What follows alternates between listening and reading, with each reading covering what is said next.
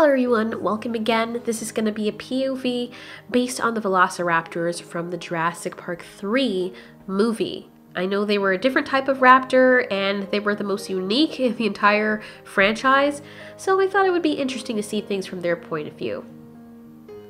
Big Sister. They ran through the brush with amazing speed, the younger males easily keeping pace with their bigger sister. At an age now where they want to show off the full capacity of what they can do, they fight the urge to pass her. One fails to keep control, charges ahead, and is quickly reprimanded by the big sister in the lead. She let out an intimidating hiss and snapped in his direction, which forced the young overconfident male to fall back. The rest of the pack surprised the prey, attacking from the flanks and sides. Big Sister and her little brothers formed a semicircle to cut off all escape from the young Triceratops. It bellowed, but no help was coming. The raptors knew better. Chasing a young and nimble trike up a hill where the parents couldn't follow was the surest way to keep it isolated from the herd. And isolated it was. The new group of predators were older and more seasoned than Big Sister and her little brothers. They led the kill strike, and even though the young trike tried to fight, struggled and bucked, kicked and cried, in the end he was subdued. Big Sister inched closer to the kill, prompting a loud hiss from her older sister and cousins. Embarrassed, she stepped back and took out her humiliation on her closest brother. After the older siblings had their fill, they carried off some meat in their mouths and headed back to the nest. Big Sister sat there a moment inspecting the carcass, which was just about picked to the bone. The brothers impatiently cooed, shifting their weight on their legs as they waited for her go-ahead to begin eating. Disheartened, Big Sister promised this would not be her lot for much longer. She was more than just the mere shillings barely coating the bone of a kill she worked hardest to bring down. She held her head high and emitted a soft chirping to give her brothers permission to eat. They happily tore in. Males were simple creatures. They rarely complained and were more opportunistic than females. They see a carcass, any dead thing, they eat. If there was hardly any meat, they'd pick clean whatever's left. The females were more ambitious, having more to lose and more to benefit from doing so. Big Sister was no different. She had goals and dreams. For one thing, she did not want to be standing here as a glorified babysitter for her brothers. Rise to power. As time went by and Big Sister got older, she paid close attention to her older sisters.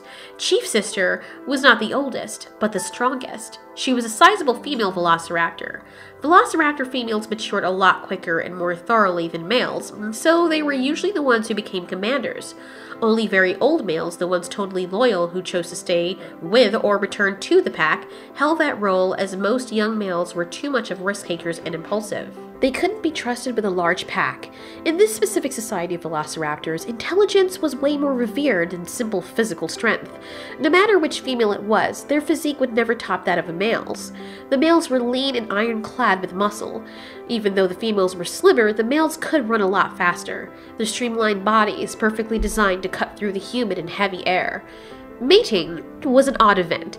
It would often be initiated by the best hunters returning from a successful foray. When the males were of age, they would petition to breed with a certain female, which of course, the chief sister would have to sign off on. The chief sister was able to choose her mate and to breed with whomever she wished. There was no such thing as a male belonging to a specific female. Every male of the pack belonged to her, regardless of whether or not they mated with other females. The young males who were offspring of the chief sister were expected to contribute until they were old enough to form a pack of their own. Males were bound to servitude until they reached above the adult age of complete and total development.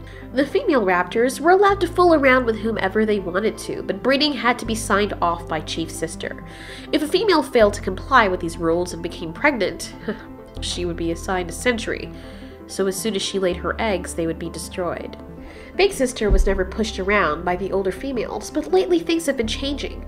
Big Sister never sought to mate, but she wanted the power to do whatever she wished.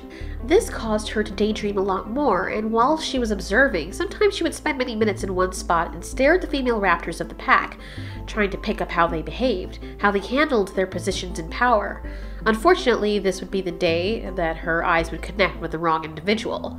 As she panned the area with her gaze, Big Sister caught the attention of another larger female velociraptor only a few feet away. The larger female accosted Big Sister with a sneer. She thought Big Sister had been challenging her. Whoever made the mistake of looking at a superior female the wrong way usually ended up with a bad beatdown. Big Sister was well aware of this, and she was also now aware that they had an audience. Big Sister instinctively hung her head in submission, but then stopped midway, remembering what her aspirations were. This was her chance. Now, of course, this female was not the alpha, the chief sister, but Big Sister could work her way up to the pack if she showed her strength in defeating a more powerful female. Now, because this female was a lot larger, Big Sister would have to use sheer wit to defeat her. The larger female mock charged Big Sister, who flinched but regained composure almost immediately. The bigger female hissed angrily. Big Sister hissed back, a low simmering sound that penetrated the other raptors. They all chirped in excitement.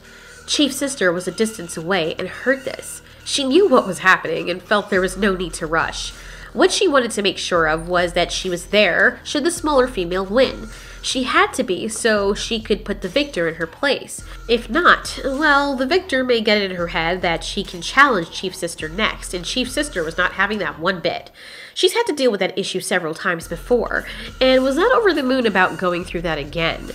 Big Sister is rammed by the larger female. She didn't even see the bulky female coming. She instantly got to her feet and leapt into the air, coming down with her feet clawing away at the larger female's head. She lost her balance as she was unable to perch correctly, and then fell and skidded onto her side. She let out a groan of embarrassment. A sharp pain raced up her head and neck area. As she righted herself, she looked over and saw there was a broken shoot growing from out of the ground. She had fallen on the spiky shoot, which now caused half of it to stick out of her neck. She was not quick enough, nor was she experienced in fighting, because she would have known to look up immediately and leap out of the way from the charging female. She was then tackled in the side and thrown several feet away from the larger female. The impact so immense, the shoot dislodged from Big Sister's neck. The larger female bobbed her head up and down and squawked victoriously, turning around to face the males watching her.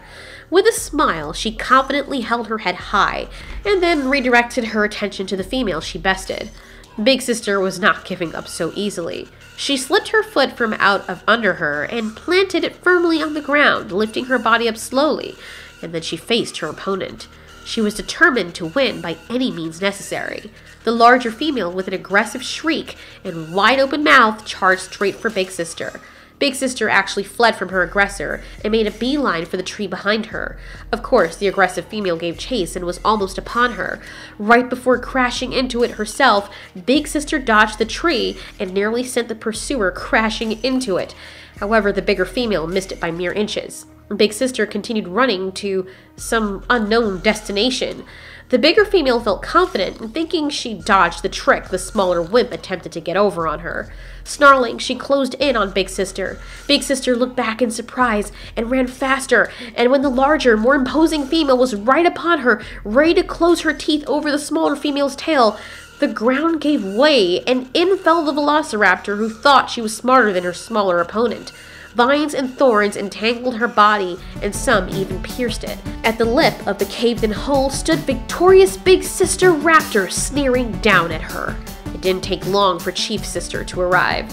Big Sister met the rest of the pack halfway, the defeated raptor behind her hollering in the hole that was created by just the right amount of weight on it. Chief Sister and her soldiers looked over at it. That ground was always testy, and Big Sister knew it, since the tiny creatures she used to hunt were buried right under there.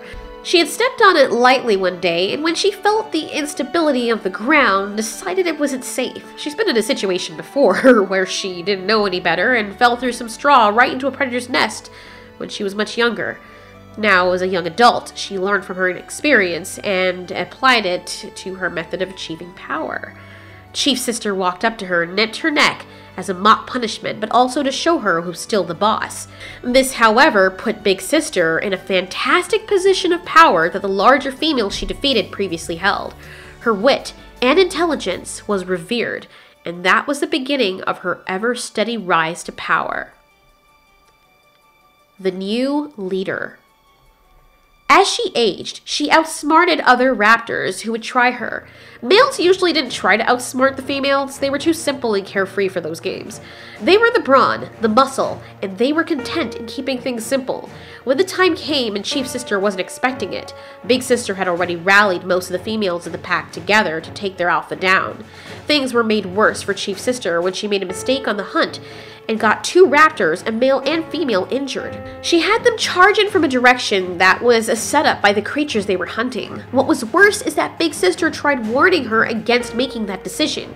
She did not heed her warning, and the raptors were witness to this. The female that was badly injured was the cousin and best friend of one of the female raptors who stood now in support of Big Sister. Years later, it was Big Sister who had become the new chief. Chief Sister Raptor left with some of the males to try and make a statement. Big Sister was generous.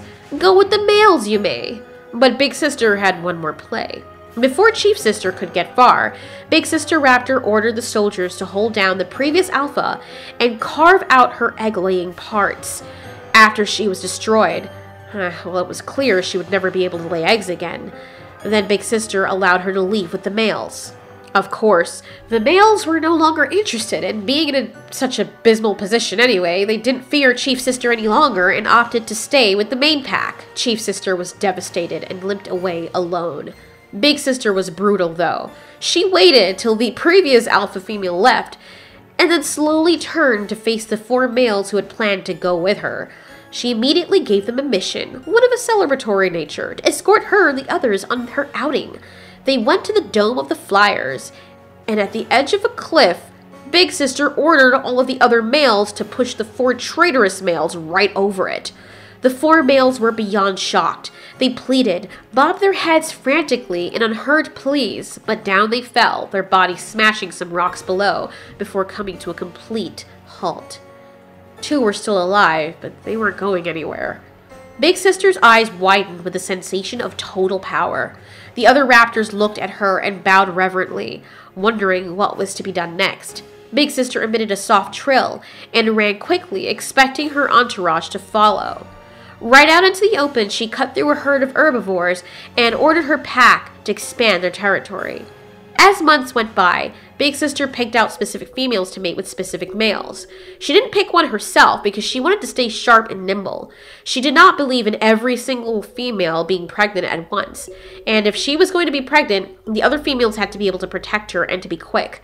She also wanted to make sure there were more raptors around in numbers and available to babysit her young. So her plan was to make all the other females pregnant first. Then, when their young ones were old enough to babysit a young clutch and defend themselves somewhat, that's when Big Sister would mate. Her plan played out exactly as she wanted. To pick the best males, she had the strongest of the strongest enter tournaments to see who was left standing. She decided that 3 of the older males out of the entire pack were the strongest, and they were also the most mature. She mated with all 3 in the hopes the final magic tournament of life and nature would breed the most suitable victor. As soon as the time came for her to lay her eggs, she ordered the other females to breed as soon as possible.